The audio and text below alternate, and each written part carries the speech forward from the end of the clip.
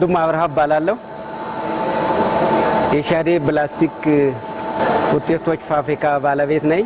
ከመነሻው ጀምሮ 2010 አካባቢ ነው የጀመርነው። በሀገራችን በሰሜኑ በኩል በነበረው ጦርነትና በኮሮና ምክንያት ያው ሲወርድ ሲወጣ እዚህ ደርሰናል። 2017 ሁለተኛው ወር ላይ የሙከራ ጀምረናል። አሁን ወደ ሶስተኛው ወር ገብተን 2017 ሶስተኛው ወር ህዳር ወር ላይ ያው ማምረት ጀምረናል። የፕላስቲክ ውጤቶች ነው የምናመርተው። የምናመርታቸውም 80 ሊትር፣ 60 ሊትር፣ 40 ሊትር እነዚህን ሶስቱን አይነቶች አሁን ለጊዜው እያመረትን እንገኛለን። በመንግስት በኩል የሚደረግልን ክትትልና ድጋፍ በጣም ጥሩ ነው። ዞኑም ሆነ ከተማ አስተዳደሩ በወቅቱ በምንፈልግበት መሬት 3500 ካሪ ሜትር ቦታ ሰጥተውናል። ያው የቀሩ ሸዶችና የቀሩ ማሽኖች አሉ። ለማሟላት ያንን ጥረት እያደረግን ነው። ማሽኑ የፈጀው ጠቅላላ የቤት ወጪ የፈጀው ጠቅላላ ወጪ ወደ 25 ሚሊዮን ብር ፈጅቷል። ለጊዜው የ14 ሰዎች የስራ እድል ፈጥረናል። በቀን መብራት ካልተቆራረጠብን 120 ፍሬ ያመርታል። አሁን ይህን አምርተን ወደ 40 ሊትር እንገባለን። 40 ሊትር ሞልዱም አለን። 40 ሊትር አምርተን ወደ 80 ሊትር እንገባለን። 80 ሊትር ሞልድም አለን። እነዚህን ሶስቱን አሟልተን አሁን ስራ ጀምረናል። እነዚህ ካለቁ በኋላ የሶስት ሞልድ ምርት ከወጣ በኋላ ወደ ገበያ ወጥተን የምናስተዋውቅበት መንገድ ለመፍጠር እየተዘጋጀ ነው። ይሄኛው በርሚል የሚያመርት ነው። ይሄኛው ደግሞ ብሎ የሚባል ጠረጴዛ ያመርታል። ወንበር፣ ትሪ፣ ሳህን፣ ዝርግ፣ ጆክ ያመርታል።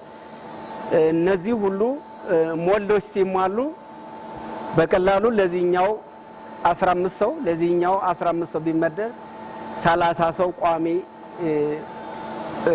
ሰራተኛ ያስፈልገናል ማለት ነው። የተለያዩ ዩኒቨርሲቲዎች የወጡ ደግሞ በኤሌክትሪካል ሜካኒካል ምናምን ኢንጂነሪንግ የተመረቁ ልጆችን ደግሞ አሰልጥነን የምናገባበት እድል ይኖራል ነው የምለው። ዩኒቨርሲቲ በሜካኒካል ኢንጂነሪንግ የተመረቁት ከተመረቁ በኋላ ለ6 ዓመት ከምናምን ያክል ያው ስራ በማጣት ዝም ብዬ ተቀምጬ ነበረ ሙለው።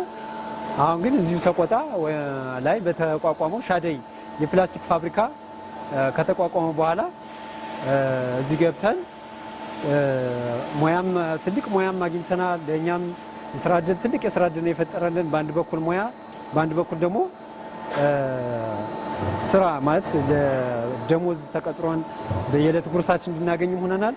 ከምንም በላይ ግን እዚሁ ሀገራችን ላይ ትልቅ ሙያ ዳብረን በምንም የማይተካ ሙያ ነው ያገኘነው። ነገ ወዲያ ከዚህ ተቋም ወጥተን የተሻለ ፋብሪካ ትላልቅ ፋብሪካዎች ላይ ቢገነቡ እዚሁ ዋግ ላይ ለሚመጡ እንትኖች ላይ ብቃታችን ሙያችን ትንሽ አሳድገን እንጠብቃለን ብለን የምናስበው። ከምንም በላይ ትልቅ ሙያ ነው ያገኘነው። ያው አሁን በተሻለ መጠን አሁን በወር እየተከፈለን ያለው 6000 ብር ነው። ከ6000 ብሩ ያው ኑሮውን አጣጥመን የተወሰነ ብር እየቆጠም ያው እዚሁ ሙያም በጎን እያሳደግን ጥሩ ደረጃ ለመድረስ ነው እያሰብን ያለ ነው። ያው የኛ ትኩረት አሁን ቀስ በቀስ ያው ደሞዛችንም እያደገ እኛም ሙያችንም እያሳደግን ነገ የተሻለ ደረጃ ለመድረስ ነው እቅዳችን እየሰራን ያለ ነው። እንደዛ ነው። ስሜ ሀብተ ማርያም ጣፈጣ እባላለሁ። የጣፈጣ ኃይል ዱቄት ፋብሪካ ስራ አስኪያጅ ነኝ። ጣፈጣ ኃይል ዱቄት ፋብሪካ ስራ ከጀመረበት ከ2008 ዓ.ም ጀምሮ በዞኑ ላሉ ህብረተሰቦች እንዲሁም ከዞኑ ውጭ ላሉ የስንዴ ዱቄት ወይም ፊኖ ዱቄት በጥራት ተደራሽ በማድረግ የታወቀ ቢሆንም አሁን ላይ ባለው የገበያ ትስስር ክፍተት ምክንያት በቀን 360 ኩንታል እየሰራ የነበረ ቢሆንም አሁን ላይ ግን ከዚህ ከ360 ኩንታል ወደ በቀን 40 እና 50 ኩንታል ነው እየተሰራ ያለው።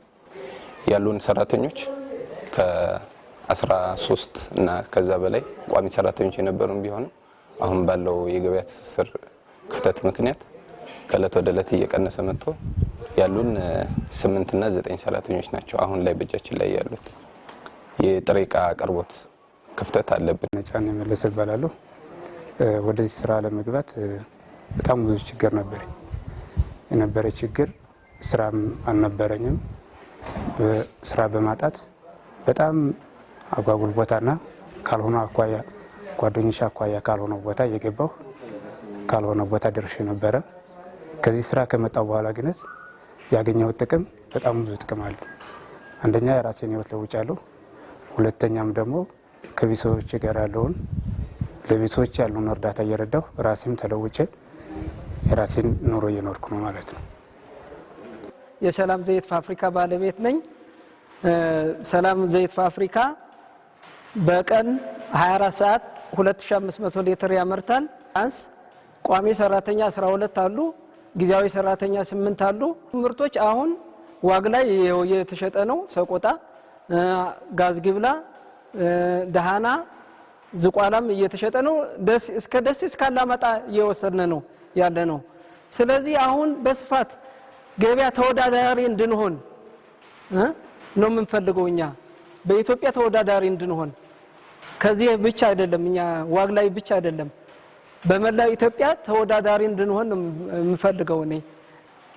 ሆኖም ግን አሁን ግብአት ስለሌለን ለወደፊቱ ግና ይሄ ግብአት በየወረዳው በየዞኑ ያሉትን ወደ ውጭ እንዳይወጣ፣ እንደገና ሁለተኛ እርሻ መሬት እንዲሰጥና አርሰን ምርቱን 24 ሰዓት እንድንሰራ እንዳያቆም ለህብረተሰቡ እንድናገለግል እንዲሆን ይህን እርሻ በየወረዳው ቦታዎች ካሉ እርሻዎች ካሉ እንዲሰጠን። መምህር ደባሽ ገበያው እባላለሁ።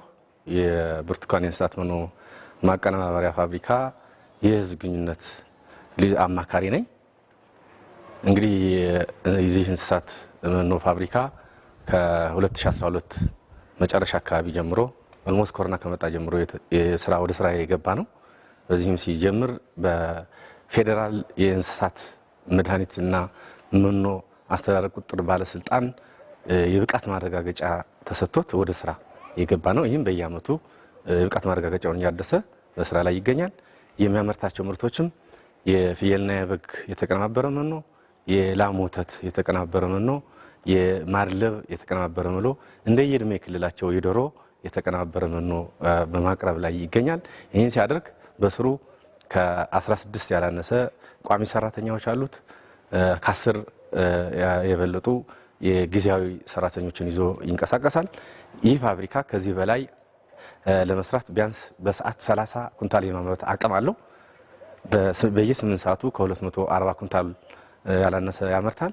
ከዚህ በላይ የማምረት አቅሙን ጭምር ለማሳደግ ብዙ እቅዶች ይዞ እየተንቀሳቀሰ የሚገኝ ፋብሪካ ነው። ከዚህ ባለፈ የተከዜ የእንስሳት የአሳ ምርትን ወደ እንስሳት መኖ በማቀነባበር ወደ ስራ ለመግባት ከፍተኛ የቅድ ዝግጅት ላይ አጠናቆ ከልማት ባንክ ጋር በመያያዝ ከ22 ሚሊዮን ያላነሰ ብር በመነጋገር ወደ ስራ ለመግባት በዝግጅት ላይ የሚገኝ ነው።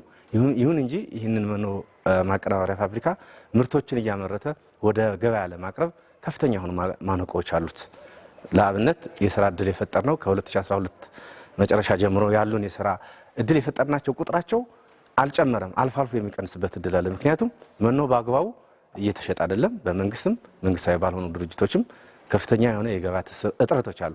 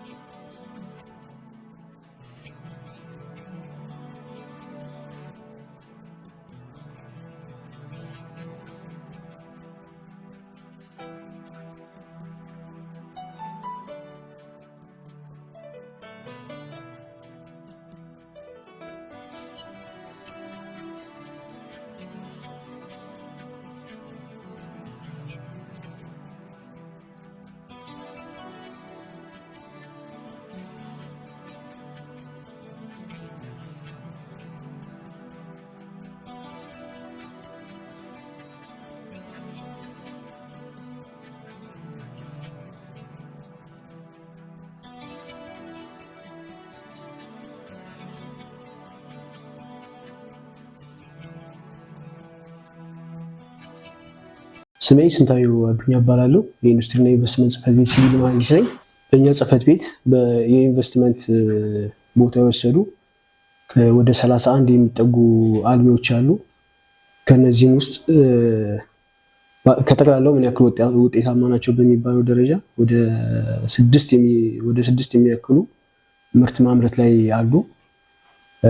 ወደ 3 ሙከራ ምርት እያደረጉ ያሉ፣ አንድ ቅድመ የማሽን ተከላ እያደረገ ያለ። ከነዚህ ውስጥ ጠቅላላ ወደ 10 የሚሆኑት ውጤታማ ናቸው እስካሁን ድረስ በእኛ ጽህፈት ቤት የኢንዱስትሪና ኢንቨስትመንት ቦታ ወስደው ወደ ልማት ከገቡት ላይ ማለት ነው። ይሄም ሆኖ የቀሪዎቹ ወደ 21 ያሉት የማሽን ምርት ማምረቻ ቦታውን ወደ ግንባታ ወደ ማጠናቀቅ ያሉና ወደ 4 የሚሆኑ ማምረቻ ቦታውን እያጠናቀቁ ያሉ አሉ። የቀሩት ወደ 18 የሚሆኑት ደግሞ ግንባታ ላይ እና ቅድመ ግንባታ ላይ ይሆኑ አሉ። 3 ቅድመ ግንባታ ላይ ያሉ፣ 14ቱ ወደ ቅድመ ግንባታ ላይ ያሉ ናቸው ያሉት። እነዚህን ይመስላሉ። በእኛ በኩል ወደ 31 አፈጻጸሞችን ስናይ እነዚህ ነው የሚመስለው። 2 የመኖ ፋብሪካ አለን፣ 1 የዘይት ፋብሪካ፣ 1 ዱቄት ፋብሪካ፣ 1 የህፃናት አልሚ ምግብ አለ። ሌላው 1 የዘይት ፋብሪካ አለ።